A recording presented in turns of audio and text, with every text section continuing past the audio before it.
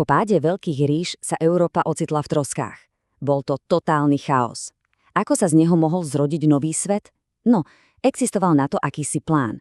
Dnes sa pozrieme presne na to, ako stredoveká spoločnosť našla cestu von z temnoty a dala kontinentu úplne novú tvár. Poďme sa na to pozrieť. Skúsme si to predstaviť. Svet bez pravidiel, bez centrálnej vlády, kde nikomu nemožno veriť. Tak presne toto bola realita vtedajšej Európy. Všetky staré istoty sa zrútili a bolo treba začať od nuly. Ako ale zaistiť bezpečnosť? Ako spravodlivo rozdeliť moc? A úprimne, ako vôbec prežiť ďalší deň? Dnes si to prejdeme v 6 krokoch. Začneme v epicentre chaosu, potom si ukážeme, ako sa z neho vynorila pyramída moci a akú úlohu v tom zohrala viera. Pozrieme sa aj na to, čo sa stalo, keď sa tieto dve sily stretli a na záver si zhrnieme, čo nám tento stredoveký plán môže povedať aj dnes. Tak, časť prvá, svet chaosu. Viete, každý nový poriadok sa musí zrodiť z toho starého neporiadku. A stredovek bol toho dokonalým príkladom. Takže najprv sa musíme ponoriť presne do toho zmätku, ktorý vládol všade. Tento citát to vystihuje úplne presne. Každý bojoval s každým. Žiadny zákon, žiadna polícia, žiadna istota.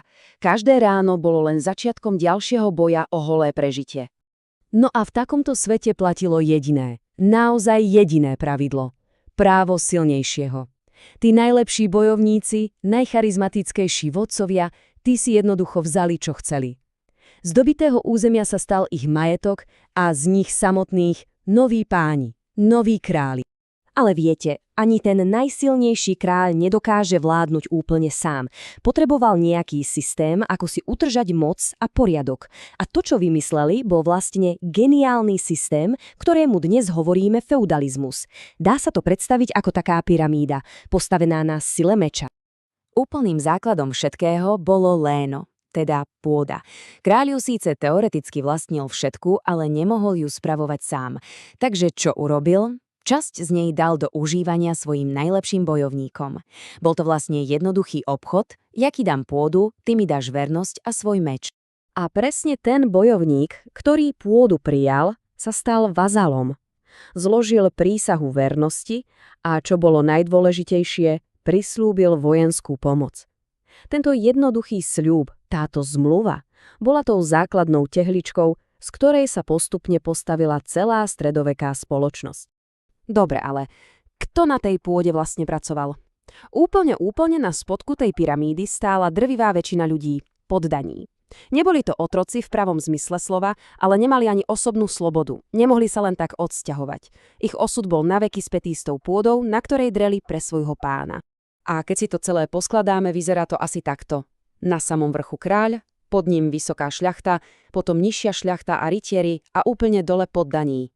Zhora nadol prúdila moc a pôda a zdola nahor zase lojalita, dane a vojenská služba. Bol to dokonalý, aj keď teda poriadne drsný, systém vzájomných závislostí.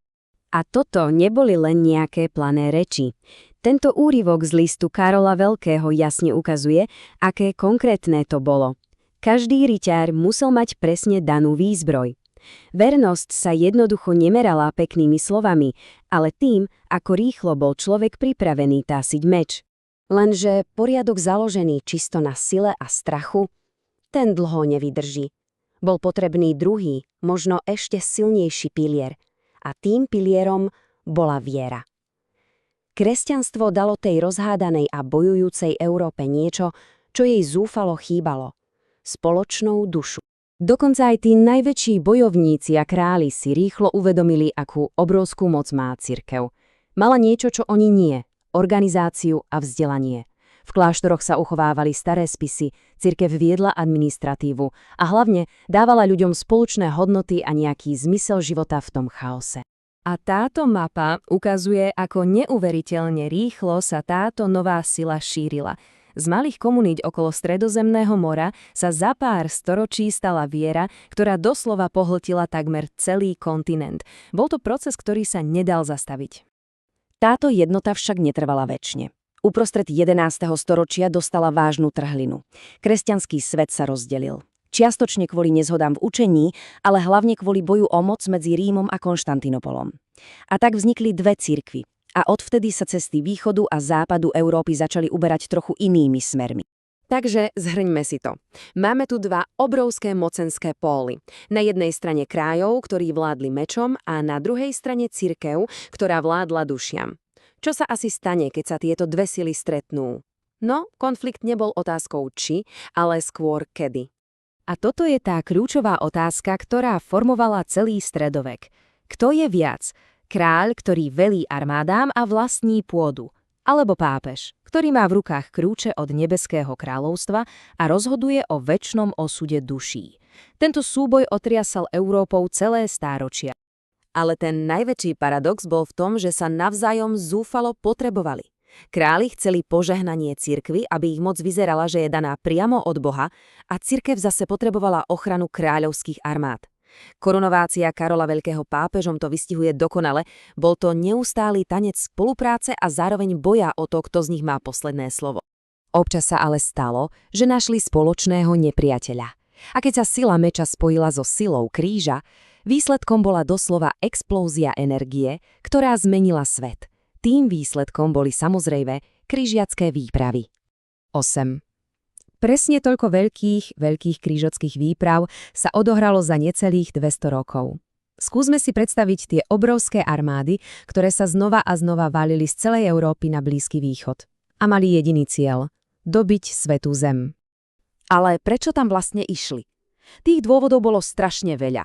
Niektorí naozaj horeli čistou vierou a chceli oslobodiť Kristov hrob. Iní v tom videli hlavne šancu na korisť a bohatstvo. No a potom tu boli takí, ktorí jednoducho túžili po dobrodružstve a sláve ďaleko od domova. A aký bol výsledok? No po 2 storočiach neuveriteľného krvi prelievania to bol v konečnom dôsledku neúspech. Svätá zem zostala v rukách moslimov. Ale tie rany, tá nedôvera, ktorú tieto vojny zanechali medzi kresťanským a islamským svetom, tie cítime v podstate dodnes. Dobre, tak si to celé zhrňme. Aký bol teda ten veľký stredoveký plán? Ten návod, ako postaviť novú spoločnosť doslova z popola a ruín? Všetko to stálo na 2 obrovských, mohutných pilieroch. Tým prvým bol feudalizmus. Systém, ktorý dal poriadok telám, majetku a armádám. A tým druhým bolo kresťanstvo. Systém, ktorý dal poriadok dušiam, hodnotám a kultúre. Tieto dve sily spolu premenili chaos na fungujúci, aj keď veľmi drsný, svet. A to nás privádza k poslednej myšlienke. Hoci žijeme v úplne inom svete, tie základné otázky sú stále rovnaké. Ako dnes naša spoločnosť hľadá rovnováhu medzi mocou štátu, osobnou vierou a lojalitou voči sebe navzájom? Možno nám tento starý stredoveký plán, napriek všetkej svojej brutalite, má stále čo povedať aj o nás samých.